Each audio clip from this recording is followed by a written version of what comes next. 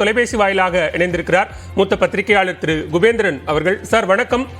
பாஜக மாநில தலைவர் அண்ணாமலை டெல்லியில நியூஸ் 18 தமிழ்நாடுக்கு ஒரு பிரத்யேக பேட்டி அளித்திருக்கிறார். மத்திய அமைச்சரவையில் தமிழ்நாட்டிற்கு இடம் இருக்கிறது, தனக்கு அளிக்கக்கூடிய கட்சி மேலிடம் என்ன தனக்கு பணிக்கிறார்களோ அதை நான் செய்ய தயாராக இருக்கிறேன் அப்படின்னு சொல்லியிருக்கிறார். இதை எப்படி புரிஞ்சுக்கலாம்?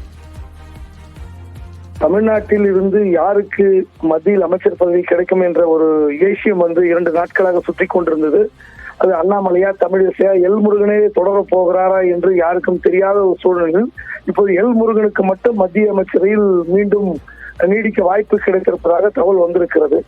அண்ணாமலைக்கு ஏன் கொடுக்கவில்லை, இல்ல மீண்டும் அடுத்த கட்ட ஒருவேளை அமைச்சரவை விரிவாக்கத்தில் 2 வருடம் கழித்தோ இல்ல 1 வருடம் கழித்தோ நடக்க போகிற விரிவாக்கத்தில் அவருக்கு அமைச்சர் பதவி கிடைக்கலாம், கிடைக்காமல் போகலாம். ஆனால் இது ஒருவேளை அவர் வெற்றி பெற்றிருந்தால் நிச்சயமாக மத்திய அமைச்சர் பதவி கிடைத்திருக்கும்.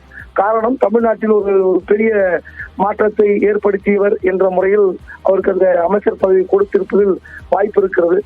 காரணம் ஏற்கனவே இங்க ஒரு மத்திய இணையமைச்சர் எல் முருகன் இருக்கார். அவர் சமீபத்தில் தான் ஒரு 6 வருடத்திற்கான ராஜ்யசபா பதவி பெற்றிருக்கிறார். எனவே மீண்டும் தமிழ்நாட்டில் இன்னொருத்தர் தோற்று போன ஒருவருக்கு மீண்டும் ஒரு அமைச்சர் பதவி கொடுத்து எந்த மாநிலத்திலிருந்து ராஜ்யசபா பதவி வழங்குவது என்பது ஒரு சின்ன குழப்பங்கள் ஏற்பட்டிருக்கலாம். ஏனென்றால் இந்த முறை இப்போ தற்போது 3வது முறை பாரதிய ஜனதா ஆட்சி அமைக்கிற நேரத்தில் பல்வேறு ராஜ்யசபா எம்பிக்கள் அமைச்சர்களாக இருக்கிறார்கள், அல்லது மாநிலங்களில் இருந்து போட்டியிட்டு அவர்களும் மத்திய அமைச்சராகிறார்கள். அவர்களுடைய பதவி ராஜினாமா செய்தால் யாருக்கெல்லாம் கொடுக்க வேண்டும் என்பதும் திட்டமிடப்பட்டிருக்கும்.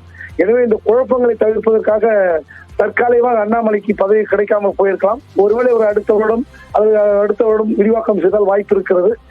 எப்படி இருந்தாலும் தமிழ்நாட்டில் அவர் தொடர வேண்டும் என்று சிலர் விரும்புகிறார்கள்.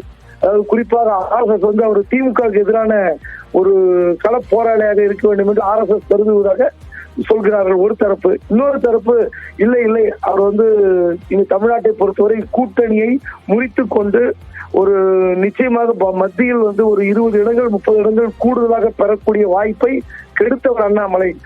அவருக்கு இந்த பதவியை கொடுப்பு தவறு. வேறு ஒரு தலைவர் வந்தால் மீண்டும் ஒருவேளை அதிமுக கூட்டணிக்கு மாற்றத்துக்கு வழிவகுக்கும் என்றும் ஒரு குரல் எழும்புகிறது. குறிப்பாக அந்த கட்சியில் அறிவுசார் பிரிவினுடைய தலைவர் பொறுப்பில் இருக்கிற கல்யாணராமன் என்பவர் அவர் தொடர்ச்சியாக 2-3 நாட்களாக போடுகிற புள்ளி விவரங்கள், அப்புறம் சொந்த கட்சியிலே தமிழிசைக்கு எதிராக மற்ற தலைவர்களுக்கு எதிராக வார் ரூம் வைத்து அவர் செய்த எதிர்மறை பிரச்சாரங்கள் எல்லாம் அண்ணாமலைக்கு சற்று நெருக்கடியை கொடுத்திருக்கும் என்று நான் கருதுகிறேன். ஒருவேளை இந்த பதவி ஏற்பு முடிந்த பிறகு அண்ணாமலை மாறுவாரா அல்லது தொடருவாரா என்பது குறித்த ஒரு முடிவும் எதிர்பார்க்கலாம். மிக்க நன்றி திரு குபேந்திரன். இணைப்பில் உங்களுடைய கருத்துக்களை எங்களோடு பகிர்ந்து கொண்டமைக்கு.